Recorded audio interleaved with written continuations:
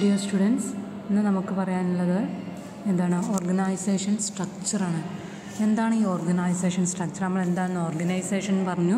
ഇനി അതിൻ്റെ സ്ട്രക്ചറിൻ്റെ ഡീറ്റെയിൽസാണ് പറയാൻ പോകുന്നത്. ഓക്കെ, ഓർഗനൈസേഷൻ സ്ട്രക്ചർ എന്ന് പറഞ്ഞിട്ടുണ്ടെങ്കിൽ it is A well established pattern of relationship among the various components or parts of the enterprises.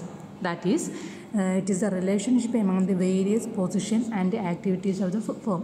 Okay, എന്ന് വെച്ചിട്ടുണ്ടെങ്കിൽ ഓർഗനൈസേഷൻ സ്ട്രക്ചർ എന്താണ്?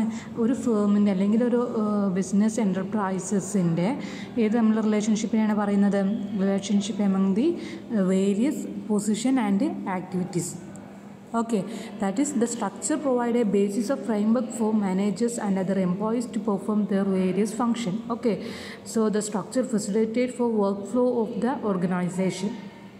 That means it is a hierarchical arrangement of various position in the organization. എന്ന് പറഞ്ഞിട്ടുണ്ടെങ്കിൽ നമ്മുടെ organisation structure എന്ന് പറഞ്ഞിട്ട് ഒരു business ഫേമിൽ different ലെവലിൽ നിൽക്കുന്ന ആളുകളുടെ ഒരു പ്രത്യേക പൊസിഷൻ അല്ലെങ്കിൽ അതോറിറ്റി അനുസരിച്ച് ഓരോ ലെവലാക്കി മാറ്റിയതിനെയാണ് നമ്മൾ എന്ത് പറയുന്നത്? ഓർഗനൈസേഷൻ സ്ട്രക്ചർ എന്ന് പറഞ്ഞിട്ടുള്ളത്. Okay, so it is a relationship between various position and department and persons. Okay, so the organization structure help the allocating authority and responsibility formally and to decided who is to report to whom and who is superior to whom and who are his subordinates. Okay, എന്ന് വെച്ചിട്ടുണ്ടെങ്കിൽ ആരാണ് ആ ഓർഗനൈസേഷനിലെ superior അല്ലെങ്കിൽ most powerful ആയിട്ടുള്ള person ആരാണ്, അല്ലെങ്കിൽ അവിടുത്തെ സബോർഡിനേറ്റ്സ് ആരാണ്, ഓർഡർ അനുസരിക്കാനുള്ള ആളുകൾ ആരാണ്, അങ്ങനെ ഓരോന്നിൻ്റെ ബേസിൽ ക്ലാസിഫൈ ചെയ്തിട്ട് അല്ലെങ്കിൽ ഡിപ്പാർട്ട്മെൻറ്റാക്കി തിരിച്ച ഇങ്ങനെ ഓർഗനൈസേഷനെ ക്ലാസിഫൈ ചെയ്യുന്നതിനാണ് നമ്മൾ എന്ത് പറയുന്നത്? ഓർഗനൈസേഷൻ സ്ട്രക്ചർ എന്ന് പറഞ്ഞിട്ടുള്ളത്. ഓക്കെ, അതുപോലെ തന്നെ നല്ലൊരു ഓർഗനൈസേഷൻ സ്ട്രക്ചറിൻ്റെ ഫീച്ചറായിട്ട് പറയുന്നത് it is A clear line of authority. That means all managers should have direct authority over the respective subordinate. Okay, എന്ന് വെച്ചിട്ടുണ്ടെങ്കിൽ ഓരോ മാനേജേഴ്സിൻ്റെയും അവരുടെ റോൾ എന്താണ്, അല്ലെങ്കിൽ അവരുടെ ക്ലിയർ അതോറിറ്റി എന്താ, അവർക്ക് എന്തൊക്കെ പവറാണുള്ളത്, അതൊക്കെ നന്നായിട്ട് പറഞ്ഞിരിക്കുന്ന നല്ലൊരു ഓർഗനൈസേഷൻ സ്ട്രക്ചറിലാണെന്നുണ്ടെങ്കിൽ. അതുപോലെ തന്നെ അടുത്തൊരു നല്ലൊരു ഫീച്ചറായിട്ട് പറയുന്നത് അഥവാ features of the good organization സ്ട്രക്ചറിൽ പറയുന്നത് adequate delegation of authority. That means adequate authority to get the job completed എന്ന് പറഞ്ഞിട്ടുണ്ടെങ്കിൽ നമ്മുടെ സുപ്പീരിയറിൻ്റെ അടുത്തിട്ടുള്ള പവർ മാത്രം അത് ആർക്ക് ഡെലിഗേറ്റ് ചെയ്യും? അവരുടെ വർക്ക് നമ്മുടെ സബോർഡിനേറ്റിന് ഡെലിഗേറ്റ് ചെയ്ത് കൊടുക്കുക. അത് നല്ലൊരു ഓർഗനൈസേഷൻ സ്ട്രക്ചറിൻ്റെ ഫീച്ചറാണ്. അതുപോലെ തന്നെ less managerial level. That means minimum number of managerial position for the better result and the control. എന്ന് വെച്ചിട്ടുണ്ടെങ്കിൽ ഏറ്റവും ടോപ്പ് ലെവലിൽ നിൽക്കുന്ന മാനേജേഴ്സിൻ്റെ നമുക്ക് ആ പിരമിഡ് നോക്കിയാൽ അറിയാം. നമ്മുടെ ലെവൽസ് ഓഫ് മാനേജ്മെൻറ്റിൽ ക്ലാസിഫൈ ചെയ്തപ്പം നമ്മൾ പറഞ്ഞിട്ടുണ്ട് ഏതൊക്കെയായിരുന്നു? Top level, middle level, lower level. അപ്പം ഏറ്റവും കൺട്രോൾ ചെയ്യുന്ന ആളുകൾ ആരാണ്, അല്ലെങ്കിൽ ആ ബിസിനസ് ഫേമിൻ്റെ മൊത്തത്തിൽ കൺട്രോളുള്ളത് ആർക്കാണ്? നമ്മുടെ ടോപ്പ് ലെവൽ മാനേജേഴ്സിനാണ്. ആ പിരമിഡ് നോക്കിയാൽ നമുക്ക് മനസ്സിലാവും ആ പൊസിഷനിൽ നിൽക്കുന്ന ആളുകൾ എത്രയാണ്? കുറവാണ് അല്ലേ? ഏറ്റവും ലോവർ ലെവലിൽ നിൽക്കുന്ന വർക്കേഴ്സിൻ്റെ എണ്ണമാണ് ആ ഒരു ഫേമിൽ കൂടുതലുണ്ടാവും. എന്നാൽ കൺട്രോളിങ് കൂടുതലുള്ള ആളുകൾക്ക് എന്താ ഉണ്ടാവുള്ളൂ? കുറച്ചുണ്ടാവുള്ളൂ. ഓക്കെ, അപ്പോൾ എന്താണ്? ലെസ് മാനേജീരിയൽ ലെവൽ ഉണ്ടായാൽ എന്ത് പറ്റും? Minimum number of managerial position that help to better result and the control.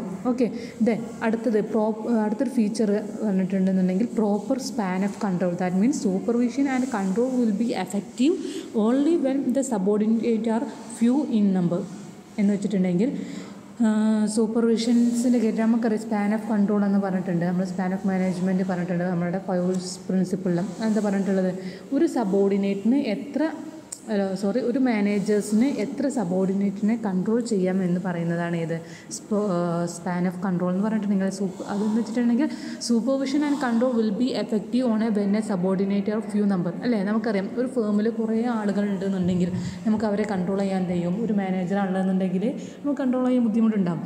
എന്നാൽ മറിച്ച് കുറച്ച് ആളുകൾ സബോർഡിനേറ്റ് അല്ലെങ്കിൽ കുറച്ച് വർക്കേഴ്സിനെ കൺട്രോൾ ചെയ്യാൻ മാനേജേഴ്സിന് എളുപ്പമായിരിക്കും. ഫോർ എക്സാമ്പിൾ 20 മെമ്പേഴ്സിനെ കൺട്രോൾ ചെയ്യുന്നതും 10 മെമ്പേഴ്സിനെ കൺട്രോൾ ചെയ്യുന്നതിൽ ഡിഫറൻസ് ഉണ്ടാവില്ലല്ലോ.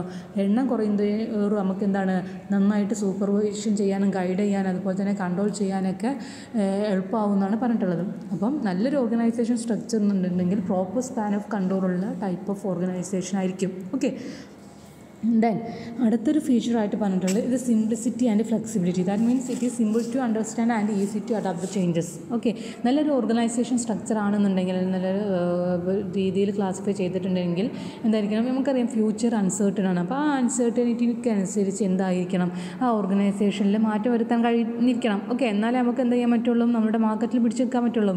മാർക്കറ്റ് മാറുന്നുണ്ട്, പക്ഷേ നമ്മളൊന്നും മാറുന്നില്ല എന്നുണ്ടെങ്കിൽ നമ്മുടെ ബിസിനസ് ഫേം എന്തായിരിക്കും, അത് സക്സസ്ഫുൾ ആവോ? ഇല്ല, അത് സക്സസ്ഫുൾ ആവില്ല. അപ്പോൾ എന്ത് ചെയ്യും, ഓർഗനൈസേഷനിൽ എന്തെങ്കിലും മാറ്റം ഫ്യൂച്ചറിൽ എന്തെങ്കിലും മാറ്റം വരുന്നുണ്ടെന്നുണ്ടെങ്കിൽ അത് അഡോപ്റ്റ് ചെയ്യാൻ പറ്റുന്ന രീതിയിലുള്ള ഫേംസ് ആയിരിക്കണം എന്നാണ് പറഞ്ഞിട്ടുള്ളത്. അതുകൊണ്ടാണ് അതെന്ത് പറയുന്നത്, ഇത് സിംപ്ലിസിറ്റി ആൻഡ് ഫ്ലെക്സിബിലിറ്റി പറയുന്നത്. എന്ന് വെച്ചിട്ടുണ്ടെങ്കിൽ it is understand easy to adapt the changes. പുതിയ പുതിയ ചേഞ്ചസുകൾ എന്ത് ചെയ്യണം, നമ്മുടെ ഇതിൽ ബിസിനസ് ഫേമിൽ എക്സിക്യൂട്ട് ചെയ്യണം, അല്ലെങ്കിൽ ആ ഓർഗനൈസേഷൻ സ്ട്രക്ചർ അതനുസരിച്ച് മാറ്റണം എന്നാണ് പറഞ്ഞിട്ടുള്ളത്. ഓക്കെ, ക്ലിയർ ആണല്ലോ. അപ്പോൾ ഓർഗനൈസേഷൻ സ്ട്രക്ചറിൻ്റെ ഫീച്ചേഴ്സ് പറഞ്ഞു. ഇനി ഏതൊക്കെ ടൈപ്സ് ഓഫ് ഓർഗനൈസേഷൻ സ്ട്രക്ചർ ആണെന്നാണ് പറയുന്നത്. There is A basic 4 types of organization structure which are more popular in the business world. That is line organization, functional organization and line and staff organization, committee organization. ഇവിടെ നിങ്ങൾക്ക് പഠിക്കാനുള്ളത് line ഓർഗനൈസേഷനും അതുപോലെ തന്നെ functional അല്ലെങ്കിൽ staff ഓർഗനൈസേഷനും and line and staff ഓർഗനൈസേഷനും ആണുള്ളത്. 3 ആദ്യത്തെ 3 നിങ്ങളുടെ സിലബസിൽ പറഞ്ഞിട്ടുള്ള ടൈപ്സ് ഓഫ് ഓർഗനൈസേഷൻ. ഓക്കെ, ഓർഗനൈസേഷൻ്റെ രീതി അനുസരിച്ച് നമ്മളുടെ ഓർഗനൈസേഷനെ 3 ഡിവൈഡ് ചെയ്തിട്ടുണ്ട്. ലൈൻ ഓർഗനൈസേഷൻ, ഫങ്ഷണൽ ഓർഗനൈസേഷൻ, ഫങ്ഷണലിൻ്റെ മറ്റൊരു പേരാണ് ഇത് സ്റ്റാഫ് ഓർഗനൈസേഷൻ എന്ന് പറഞ്ഞിട്ടുണ്ടെങ്കിൽ. Okay, then line and staff organization. Then last one committee organization. Committee organization ഇവിടെ പറയുന്നില്ല, നിങ്ങൾക്ക് ആദ്യത്തെ 3 ജസ്റ്റ് ഒന്ന് നോക്കാം. What you mean by line organisation?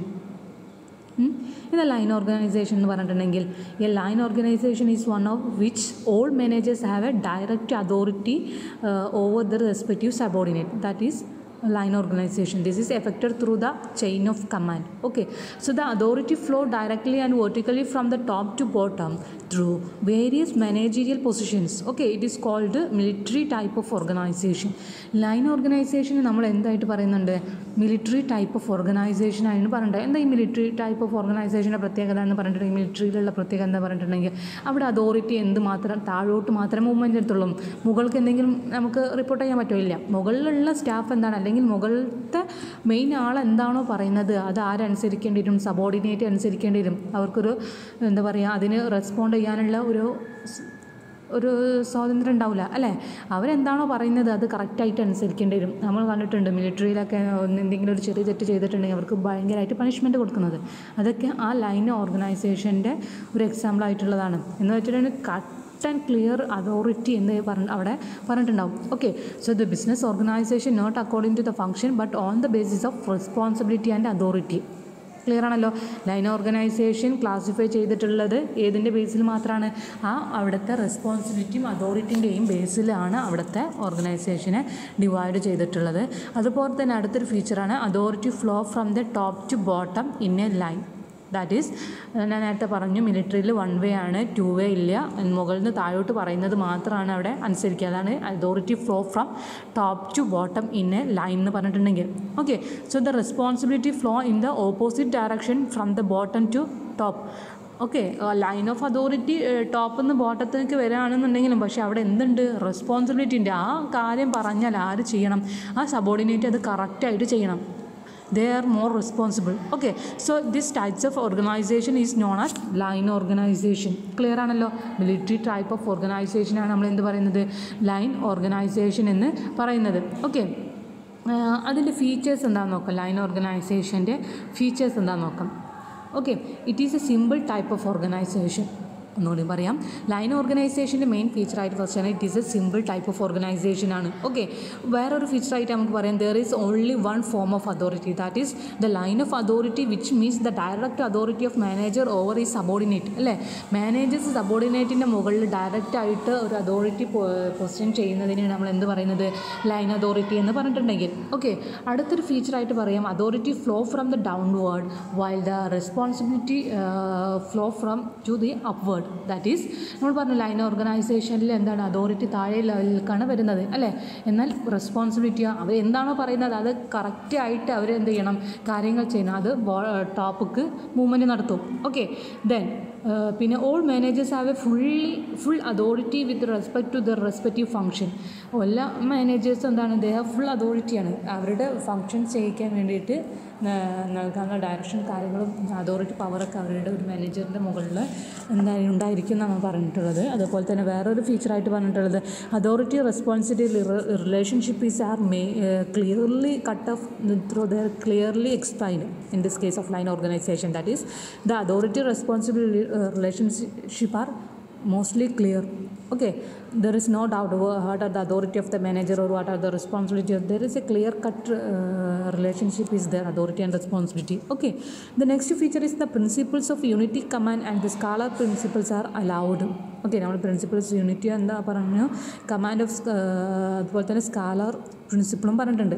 അതൊക്കെ ഇവിടെ അപ്ലിക്കബിൾ ആണെന്നാണ് പറഞ്ഞിട്ടുള്ളത്. Subordinate under each managers R limited in number എന്ന് വെച്ചിട്ടുണ്ടെങ്കിൽ ഇവിടെ മാനേജർക്ക് കൺട്രോൾ ചെയ്യാവുന്ന സബോർഡിനേറ്റിൻ്റെ അല്ലെങ്കിൽ അവിടുത്തെ വർക്കേഴ്സിൻ്റെ എണ്ണം എന്ന് പറഞ്ഞിട്ടുണ്ടെങ്കിൽ ലിമിറ്റഡ് ആയിരിക്കും. ഓക്കെ.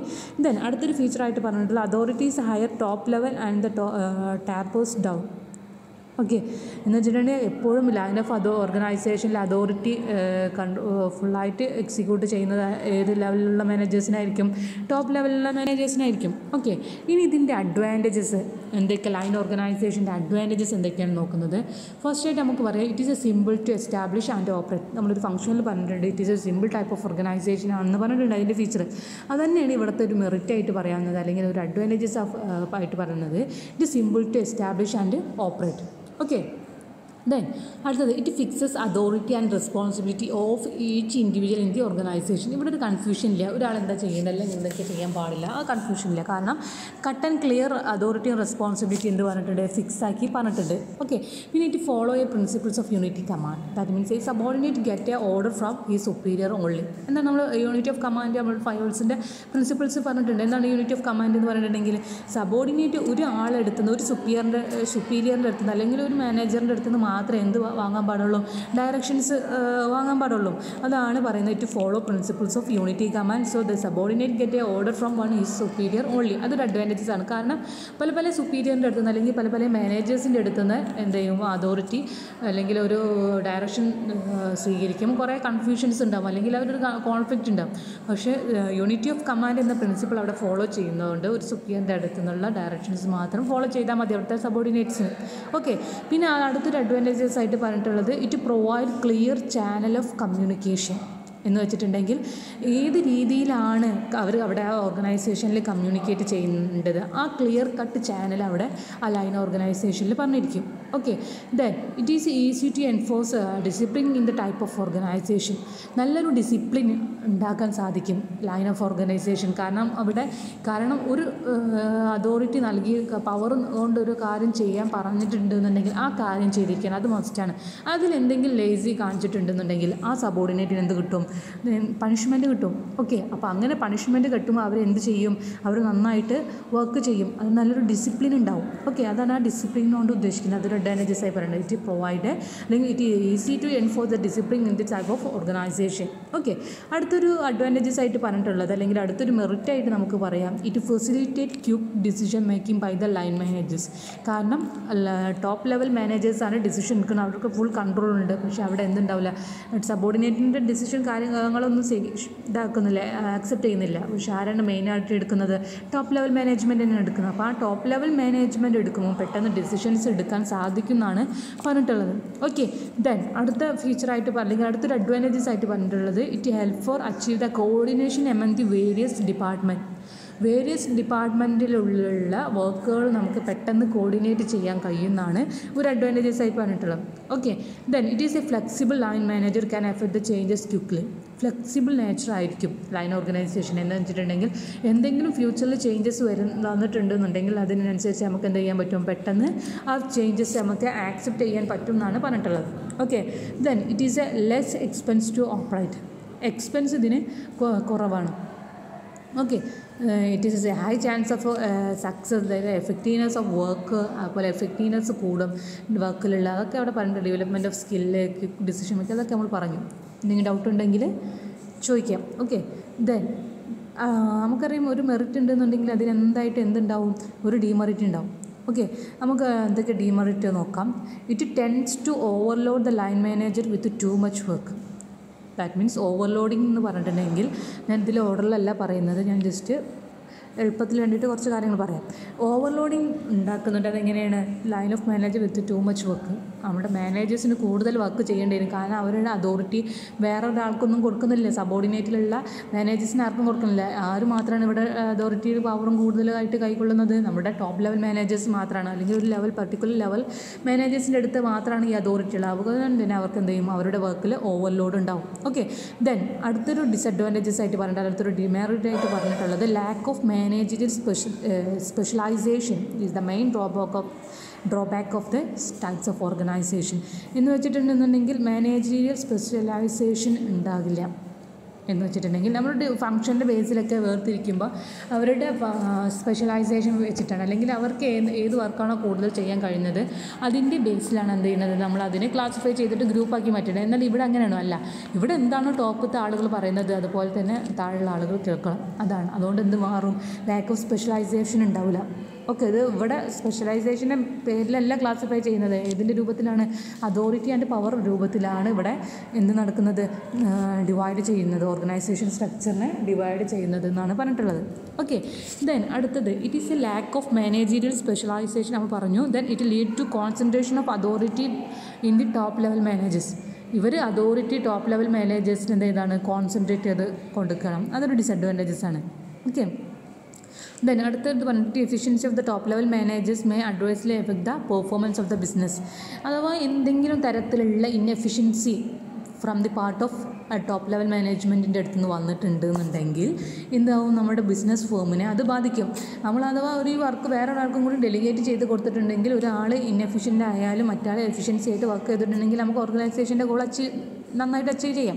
പക്ഷേ ഇവിടെ ടോപ്പ് ലെവൽ മാനേജേഴ്സിന് എന്തെങ്കിലും ഇൻഎഫിഷ്യൻസി വന്നിട്ടുണ്ട് എന്നുണ്ടെങ്കിൽ that is adversely affect the performance of the organization. അത് നമ്മുടെ ഓർഗനൈസേഷനെ ബാധിക്കും. Okay, then it may lead to dictatorial style of administration. അല്ലേ, ഒരു ഡിക്റ്റോറിക്കൽ സ്റ്റൈലാണ്, ഒരു പവർ മാത്രം കൊണ്ടുവരാൻ. അതൊരു ഡിസഡ്വാൻറ്റേജസ് ആണ് അതിൻ്റെ. Okay, so the sense of authorities concentrate with the top level subordinate may lack of initiative.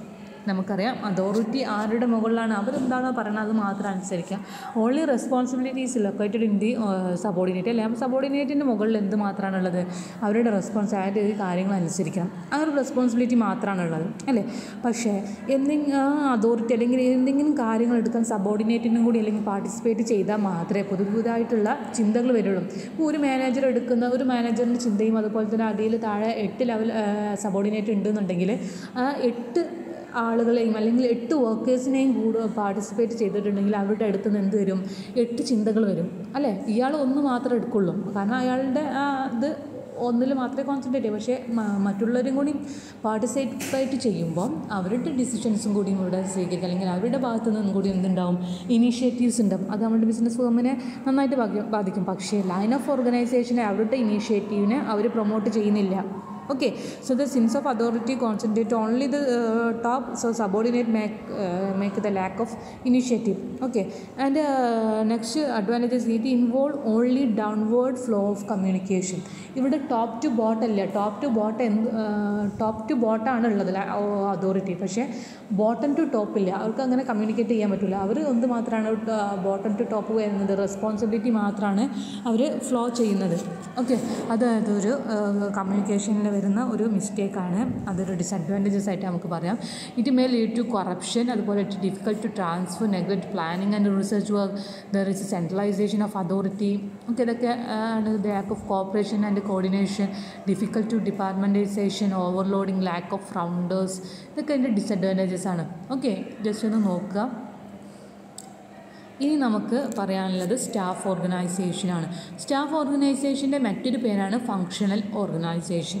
Functional organization എന്ന് പറഞ്ഞിട്ടുണ്ടെങ്കിൽ it is a activities are grouped together according to their function like production, marketing, finance, personnel etcetera. Okay, functional organization എന്ന് പറഞ്ഞിട്ടുണ്ടെങ്കിൽ അവിടുത്തെ ആക്ടിവിറ്റീസിനെ ഏതിൻ്റെ ബേസിലാണ് group ചെയ്യുന്നത്? അവിടുത്തെ ഫിനാൻസിൻ്റെ അല്ലെങ്കിൽ പ്രൊഡക്ഷൻ്റെ അല്ലെങ്കിൽ മാർക്കറ്റിങ്ങിൻ്റെ അല്ലെങ്കിൽ പേഴ്സണലിൻ്റെ അങ്ങനെ ഡിഫറൻ്റ് ഇതായിട്ട് ഗ്രൂപ്പ് ചെയ്യുന്നതിനാണ് നമ്മൾ എന്ത് പറയുന്നത്? ഫങ്ഷണൽ ഓർഗനൈസേഷൻ അല്ലെങ്കിൽ സ്റ്റാഫ് ഓർഗനൈസേഷൻ എന്ന് പറഞ്ഞിട്ടുള്ളത്. ക്ലിയർ ആണോ? So the person, that is the marketing manager, is the case of marketing function. In the changes of function is a specialist and bring out the best in himself. Okay, so the functional organization is a form of other exists in all business enterprises, particularly at the top level. Okay, in functional organization, the line people beside the accepting order from the immediate next line boss also receive order and instruction from or more specialized. Okay, the two types of authority exist in the functional organization, that is line authority and the functional authority. Functional organization അല്ലെങ്കിൽ staff organisation രണ്ട് types of authority ഉണ്ട്. That is ഏതൊക്കെ അതോറിറ്റിയാണ്? Line authority ഉണ്ടാവും, അതുപോലെ തന്നെ functional authority ഉണ്ടാവും. Okay, the personal manager അത് the functional specialist ആയിരിക്കും. അടുത്ത പേഴ്സണൽ മാനേജേഴ്സ് ഫങ്ഷണൽ സ്പെഷ്യലിസ്റ്റ് ആയിരിക്കും. Then it has A authority over the subordinate and the department. Okay, since it recruit the staff on behalf of the other department, he has the authority over the staff in the entire the organization. Okay, staff ഓർഗനൈസേഷൻ്റെ കേസിൽ അല്ലെങ്കിൽ functional ഓർഗനൈസേഷൻ്റെ കേസിൽ നമ്മൾ എന്തായിട്ട് ഓരോ ഫംഗ്ഷൻ്റെ ബേസിൽ മുകളിൽ top മാനേജ്മെൻറ്റിന് അതിൻ്റെ അടിയിൽ എന്തായിട്ടാണ് ഓരോ ഫംഗ്ഷൻ്റെ ബേസിൽ എന്തായിട്ടാണ് തരംതിരിക്കുകയാണ്. അല്ലെങ്കിൽ ഒന്നെങ്കിൽ പേഴ്സണൽ ഓഫീസേഴ്സിന് അല്ലെങ്കിൽ പർച്ചേസ് അല്ലെങ്കിൽ സെയിൽസ് അങ്ങനെ ഓരോ ഡിപ്പാർട്ട്മെൻ്റ് ആക്കി തരംതിരിക്കുന്നതിനാണ് നമ്മളെന്ത് പറയുന്നത്? ഫങ്ഷണൽ ഓർഗനൈസേഷൻ എന്ന് അല്ലെങ്കിൽ സ്റ്റാഫ് ഓർഗനൈസേഷൻ എന്ന് പറഞ്ഞിട്ടുള്ളത്. ഓക്കെ, എന്തൊക്കെയായിരിക്കും ഇതിന് ഫീച്ചേഴ്സ് നമുക്ക് നോക്കാം. First one, it is a more complex types of ഓർഗനൈസേഷനാണ്. Okay, it activities of the divide into different function. ആക്ടിവിറ്റീസിനെ ഡിഫറെൻറ്റ് ഫംഗ്ഷൻ്റെ ബേസിൽ ഡിവൈഡ് ചെയ്തിട്ടുണ്ട്. Two types of authority exist, that is namely authority and line authority and functional authority. അടുത്ത ഫീച്ചറാണ് ഇത്. രണ്ട് types of authority അവിടെ എക്സിസ്റ്റ് ചെയ്യുന്നുണ്ട്. ഏതൊക്കെ അതോറിറ്റിയാണ്? ഫങ്ഷണൽ അതോറിറ്റിയും ലൈൻ അതോറിറ്റിയും. ഓക്കെ, ദെൻ അടുത്തൊരു ഫീച്ചറായിട്ട് നമുക്ക് പറയാം, it is characterised by the multiplicity of the bosses. നമ്മൾ ഈ ഫോട്ടോയിൽ ഈ ഫോട്ടോ നമുക്ക് മനസ്സിലാകാൻ പറ്റും. എന്തുണ്ടാകും? ടോപ്പ് മെപ്പിൽ വേറൊരു മാനേജ്മെൻറ്റ് ഉണ്ടാകും, അതിൻ്റെ ഇടയിൽ സബ്ബായിട്ട് വേർതിരിച്ചിരിക്കുകയാണ്. ഓക്കെ, അപ്പോൾ it is a multiplicity of the bosses. Okay, it provide functional specialization. അടുത്തൊരു ഫീച്ചറാണ് ഫങ്ഷണൽ ഓർഗനൈസേഷൻ അല്ലെങ്കിൽ സ്റ്റാഫ് ഓർഗനൈസേഷൻ്റെ എന്താണ്? It provides functional specialization. ഒരു ഫങ്ഷൻ്റെ ബേസിൽ ആളുകളുടെ ഗ്രൂപ്പാക്കി തിരിച്ചിട്ടുള്ളതാണ് ഇത് നമ്മുടെ സ്റ്റാഫ് ഓർഗനൈസേഷൻ അല്ലെങ്കിൽ ഫങ്ഷണൽ ഓർഗനൈസേഷൻ എന്ന് പറഞ്ഞിട്ടുണ്ടെങ്കിൽ.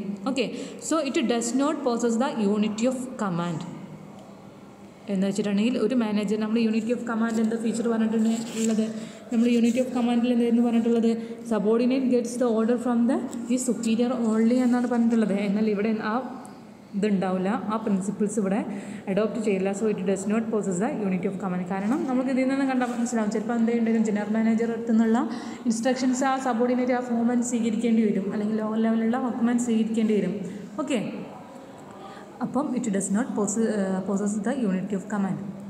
ഇനി എന്തൊക്കെ അഡ്വാൻറ്റേജസ് ആയിരിക്കും അല്ലെങ്കിൽ എന്തൊക്കെ മെറിറ്റ് ആയിരിക്കും ഇതിനോട് ഉണ്ടാവുള്ളതെന്നാണ് പറയാൻ പോകുന്നത്.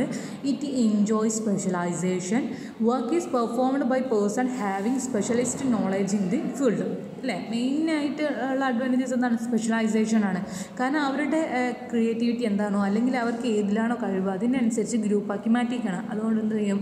നമ്മുടെ എഫക്റ്റീവ്നെസ് കൂടും, എഫിഷ്യൻസി കൂടും, നമ്മുടെ പ്രൊഡക്ഷൻ ഇൻക്രീസ് ചെയ്യും, നല്ല ക്വാളിറ്റി പ്രൊഡക്റ്റ് ഉണ്ടാക്കാൻ പറ്റും. അല്ലേ, അതൊക്കെ അതിൻ്റെ അഡ്വാൻറ്റേജസ് ആണ്. ദെൻ അടുത്തൊരു മെറിറ്റായി പറഞ്ഞിട്ടുള്ളത് division of work and specialization lead to increase in efficiency in the organization. അവിടെ എന്ത് ചെയ്യുന്നുണ്ട്? ഓരോ വർക്കേഴ്സിനെ നമ്മൾ സ്പെഷ്യലൈസേഷൻ ഉണ്ടെന്നാണ്. സ്പെഷ്യലൈസേഷൻ ഉണ്ടായതുകൊണ്ട് തന്നെ എന്താണ്? Division of ലേബേഴ്സാണ്. ഡിഫറൻറ്റ് വർക്കിൻ്റെ സ്പെഷ്യലൈസേഷൻ്റെ ബേസിൽ ആളുകളുടെ വേർതിരിക്കുന്നുണ്ട്. നമ്മളുടെ എന്ത് കൂടും? എഫിഷ്യൻസി കൂടുമെന്നാണ് പറഞ്ഞിട്ടുള്ളത് ഒരു അഡ്വാൻറ്റേജസ്. ഓക്കെ, ദെൻ അടുത്തൊരു അഡ്വാൻറ്റേജസ് ആയിട്ട് പറയാം, it provide relief to the top executive as they are not overloaded with too many duties. എന്ന് വെച്ചിട്ടുണ്ടെന്നുണ്ടെങ്കിൽ എല്ലാ ആളുകളുടെയും that is decentralization of authority. ഈ പോയിന്റിൽ പറഞ്ഞിട്ടുള്ള ഡിസെൻട്രലൈസേഷൻ ഓഫ് അതോറിറ്റിയാണ്. എന്ന് വെച്ചിട്ടുണ്ടെങ്കിൽ ഒരാളടുത്ത് തന്നെ ഇവിടെ എന്താ ചെയ്യുന്നില്ല, പവർ നിൽക്കുന്നില്ല. നേരത്തെ നമ്മൾ പറഞ്ഞ ലൈൻ ഓർഗനൈസേഷനിൽ ഒരു പവർ എന്ന് പറഞ്ഞിട്ടുണ്ടെങ്കിൽ അത് ഒരാളടുത്ത് കോൺസെൻട്രേറ്റ് ചെയ്തൊക്കെ, എന്നാൽ ഇവിടെ എന്ത് ചെയ്യാണ്, ആ പവർ മറ്റുള്ളവർക്കും കൂടി കൊടുക്കുകയാണ്. Okay, then it involve democratic supervision and control. ഓരോ ആളുകളെ കൺട്രോൾ ചെയ്യേണ്ടത് വേറൊരു ടീമിനെ എന്ത് ചെയ്തിട്ടുണ്ട്, ഡെലിഗേറ്റ് ചെയ്ത് കൊടുത്തിട്ടുണ്ട് എന്നുള്ളതാണ് പറഞ്ഞിട്ടുള്ളത്. Okay, as a supervisor are expert in their own area, so the system provide better supervision and control. നല്ലൊരു സൂപ്പർവിഷനും കൺട്രോളും ഈ ടൈപ്സ് ഓഫ് ഓർഗനൈസേഷനിൽ ഉണ്ടാവും. Then democratic style of management ആണ് ഇവിടെ ഉള്ളത്. അത് രണ്ട് അഡ്വാൻറ്റേജസ് ആണ്. ഡെമോക്രസി ആയാൽ നമുക്കറിയാം എന്താണ്, it improve employees morale and motivates the workers to achieve the improved performance. നല്ലൊരു ഡെമോക്രസി ഉള്ള ഓർഗനൈസേഷൻസ് ആണെന്നുണ്ടെങ്കിൽ അവിടെ നല്ലൊരു മൊറാലിറ്റി ഉണ്ടാവും. അതുവഴി അവിടെ എംപ്ലോയീസിനെ മോട്ടിവേറ്റ് ചെയ്ത് നമുക്ക് പെർഫോമൻസിൽ ഇൻക്രീസ് വരുത്താൻ സാധിക്കുന്നതാണ് പറഞ്ഞിട്ടുള്ളത്. അതുപോലെ തന്നെ ഇറ്റ് ഈസ് ഫ്ലെക്സിബിൾ ആണ്. It is the flexible and allow easy changes of the organization. ഓർഗനൈസേഷൻ്റെ ചേഞ്ചസ് പെട്ടെന്ന് അഡോപ്റ്റ് ചെയ്യാൻ സാധിക്കും. അതുപോലെ ഈസി എക്സ്പാൻഷൻ ഹെൽപ്പ് ചെയ്യും. കോപ്പറേഷൻ എമംഗ് ദ വർക്കേഴ്സ് ഉണ്ടാവും. സയൻറ്റിഫിക് റിക്രൂട്ട്മെൻറ്റ് ആൻഡ് ട്രെയിനിങ് ആയിരിക്കും ഇവിടെ ഉണ്ടാവുക. ഈ ടൈപ്സ് ലൈൻ സ്റ്റാഫ് ഓർഗനൈസേഷനിൽ അല്ലെങ്കിൽ ഫങ്ഷണൽ ഓർഗനൈസേഷനിലാണ് പറഞ്ഞിട്ടുള്ളത്. ഓക്കെ, അഡ്വാൻറ്റേജസ് ഉണ്ടെങ്കിൽ അതിൻ്റെ ഡിസഡ്വാൻറ്റേജസ് ഉണ്ടാവും.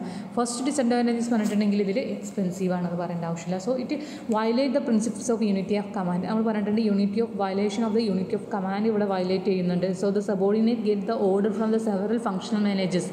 അത് ചിലപ്പോൾ എന്തെങ്കിലും ഉണ്ടാവും, മിസ്റ്റേക്ക് എത്തും, അല്ലെങ്കിൽ ഒരു കൺഫ്യൂഷൻസ് ഉണ്ടാവും. ഇതിപ്പം മറ്റാൾ പറഞ്ഞത് ഇങ്ങനെയാണല്ലോ, അല്ലെങ്കിൽ മറ്റേ ലെവലിലുള്ള മാനേജർ നമ്മളോട് ഇങ്ങനെയാണല്ലോ വർക്ക് ചെയ്യുന്നത്, അപ്പം ഞാൻ ആക്ച്വലി ഏത് ലെവലിലാണ് വർക്ക് ചെയ്യുന്നത്, അങ്ങനെ തരത്തിലുള്ള ഒരു കൺഫ്യൂഷൻസ് ഏതിലുണ്ടാവും, സ്റ്റാഫ് ഓർഗനൈസേഷനിൽ ഉണ്ടാവും. So the violate of unity of command കൊണ്ട് അതാണ് ഉദ്ദേശിക്കുന്നത്. ഓക്കെ, ദെൻ അടുത്ത ഡിമെറിറ്റ് ആയിട്ട് പറയുന്നത് it is difficult to achieve coordination among the different functional department. Different ഫങ്ഷൻ്റെ ബേസിൽ നമ്മൾ ഡിപ്പാർട്ട്മെൻറ്റാക്കി തിരിച്ചിട്ടെന്ന് പറഞ്ഞു. പക്ഷേ അതിന് അവിടെയുള്ള കോർഡിനേഷൻ ഭയങ്കരമായിട്ട് ബുദ്ധിമുട്ടുണ്ട്, ഒരു കോംപ്ലക്സിറ്റി ഉണ്ടാക്കും. Okay, it is difficult to achieve the coordination among the different functional department. Okay, the next demerit is it may lead to the conflict among the different functional specialists. There is some chances to conflict among different functional specialists. എന്ന് പറഞ്ഞിട്ടുണ്ടെങ്കിൽ അവരുടെ ഒരു ego issue ഉണ്ടാവും, അല്ലെങ്കിൽ ഞാൻ പറയുന്നത് അവർക്ക് സ്വീകരിച്ചാൽ പോലെ അവരെന്തിനും മറ്റുള്ളവർ പറഞ്ഞ് സ്വീകരിച്ചു, അങ്ങനെയുള്ള ജസ്റ്റ് ഒരു കോൺഫ്ലിക്റ്റ് അവിടെയുള്ള ഫങ്ഷണൽ മാനേജേഴ്സ് തമ്മിൽ ചിലപ്പോൾ ഒരു കോൺഫ്ലിക്റ്റ് ഉണ്ടാവാൻ ചാൻസ് ഉണ്ട് എന്നാണ് പറഞ്ഞിട്ടുള്ളത്. ഓക്കെ, ദെൻ അടുത്തൊരു ഡിസഡ്വാൻറ്റേജ് പറഞ്ഞിട്ടുള്ളത് it lead to delay in decision making. That is several function manager will have to be consulted for taking decision. It lead to decision making ആണ് എന്ന് വെച്ചിട്ടുണ്ടെങ്കിൽ ഫങ്ഷണൽ മാനേജേഴ്സിന് അവരുടെ ഡിസിഷൻസ് എടുക്കാൻ ചിലപ്പം ബുദ്ധിമുട്ടുണ്ടാകും. Several function will have to consulted for taking decision എന്ന് വെച്ചിട്ടുണ്ടെങ്കിൽ മൊത്തത്തിൽ ഒരു ഡിസിഷൻ എടുക്കുന്നുണ്ടെങ്കിൽ നമ്മളറിയാം ഓരോ ഭാഗമായിട്ട് വേർതിരിച്ചിട്ടുണ്ട്. അപ്പോൾ എല്ലാവരുടെയും ആക്ഷൻസ് അല്ലെങ്കിൽ എല്ലാവരുടെയും പെർഫോമൻസ് കൂട്ടിയിട്ട് മാത്രം നമുക്ക് അതിനനുസരിച്ച് എന്ത് ചെയ്യാൻ പറ്റുള്ളൂ, ഡിസിഷൻസ് എടുക്കാൻ പറ്റുള്ളൂ എന്നാണ് പറഞ്ഞിട്ടുള്ളത്. ഓക്കെ, ദെൻ അടുത്തൊരു ഡിമെറിറ്റ് ആയിട്ട് പറയുന്നത് it is difficult to fix responsibility of work on a specific individual. ഒരാൾക്ക് ഇന്ന റെസ്പോൺസിബിലിറ്റിയാണ് കറക്റ്റ് നമുക്ക് അവിടെ അസൈൻ ചെയ്ത് കൊടുക്കാൻ സാധിക്കില്ല എന്ന് പറഞ്ഞിട്ടുള്ളത്. Then it may lead to poor ഡിസിപ്ലിനായിട്ട് മാറും. It is a complex type of organization and it involve too many relationship among the individual and department. Complex types of organization നമ്മൾ ഈ ഓർഗനൈസേഷൻ ഇതിൽ തന്നെ നമുക്ക് മനസ്സിലാവും. ചിലപ്പോൾ അത് ചീഫ് എഞ്ചിനീയർ, ചിലപ്പോൾ ഫോർമാൻ എക്ക് ചിലപ്പോൾ ഡയറക്ഷൻ പാസ് ചെയ്യും, അല്ലെങ്കിൽ ഈ വർക്ക്മാൻസിനെ മുകളിലത്തെ എല്ലാ ആളുകളും കൂടിയിട്ടായിരിക്കും എന്ത് ചെയ്യുന്നത്, കൺട്രോൾ ചെയ്യുന്നത്. ഇതിൽ ആ ഗ്രാഫിക്കൽ റെപ്രസെൻറ്റേഷൻ നമുക്ക് കണ്ടാണ് എല്ലാവർക്കും അങ്ങോട്ടും ഇങ്ങോട്ടും പരസ്പരം കൺട്രോൾ ഉണ്ടാവും.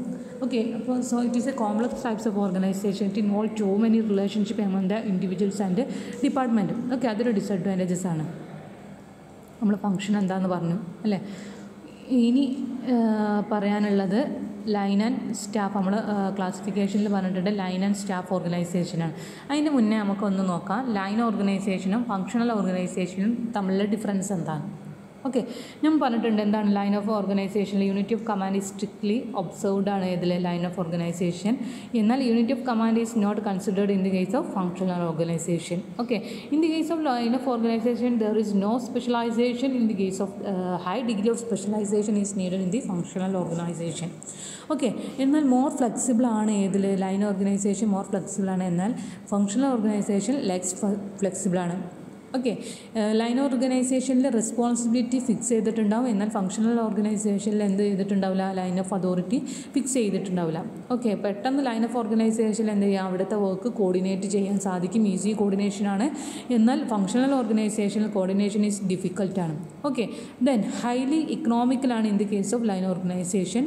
Functional organization is a less economical. Okay.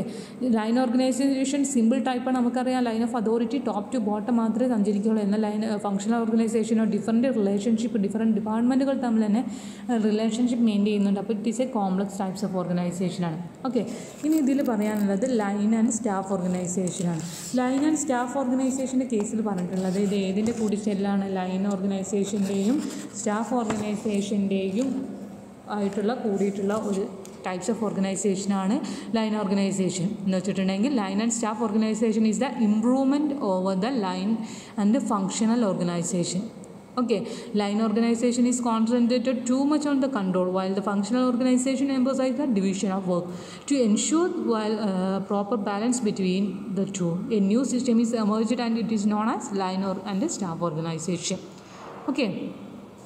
ലൈനിൻ്റെയും functional ഓർഗനൈസേഷൻ്റെ മെറിറ്റ് എടുത്തുകൊണ്ട് അതിനെ കൂടിയിട്ട് അതിൻ്റെ രണ്ടിൻ്റെയും മെറിറ്റ് എടുത്തുകൊണ്ട് ഉണ്ടായിട്ടുള്ള പുതിയ ടൈപ്സ് ഓഫ് ഓർഗനൈസേഷൻ സ്ട്രക്ചറാണ് ലൈൻ ആൻഡ് സ്റ്റാഫ് ഓർഗനൈസേഷൻ എന്ന് പറഞ്ഞിട്ടുണ്ടെങ്കിൽ ക്ലിയർ ആണല്ലോ. അപ്പോൾ മറ്റേൽ പറഞ്ഞിട്ടുള്ള എല്ലാ അഡ്വാൻറ്റേജസ് ഏതിൽ വരും, നമ്മുടെ ലൈൻ ആൻഡ് സ്റ്റാഫ് ഓർഗനൈസേഷനിൽ വരും എന്ന് വെച്ചിട്ടുണ്ടെന്നുണ്ടെങ്കിൽ it enjoy advice the specialist staff managers, it expert advice get from the different staff and unity of command is maintain and employment of staff managers reduce the burden of the line managers.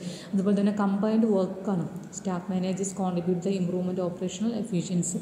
അവിടെ എന്ത് ചെയ്യുന്നുണ്ട്, ഡെമോക്രസിക്ക് importance കൊടുക്കുന്നുണ്ട്, എംപ്ലോയീസിനെ consider ചെയ്യുന്നുണ്ട്. ഇതൊക്കെയാണ് അവിടുത്തെ advantages ആയിട്ട് പറയുന്നത്. Okay. പക്ഷേ ഡിസഡ്വാൻറ്റേജസ് ഉണ്ട്. അതിൻ്റെ ലൈൻ ആൻഡ് സ്റ്റാഫ് ഓർഗനൈസേഷൻ്റെ ഒരു ഡിസഡ്വാൻറ്റേജസ് ആയിട്ട് പറയാം, it is a possibility of conflict between line and staff manager. ലൈനും സ്റ്റാഫ് മാനേജേഴ്സും തമ്മിൽ ചിലപ്പോൾ ഒരു കോൺഫ്ലിക്റ്റ് ഉണ്ടാവാൻ ചാൻസ് ഉണ്ട്. അതുപോലെ തന്നെ staff officers have no authority to take the decision. Okay. Line managers may resort to over dependence of the staff management. ഇതൊക്കെ അതിൻ്റെ ഡിസഡ്വാൻറ്റേജസ് ആണ്. ഓക്കെ. ക്ലിയർ ആണല്ലോ. എന്തെങ്കിലും ഡൗട്ട് ഉണ്ടെങ്കിൽ ചോദിക്കുക. So let me conclude today section. Thank you.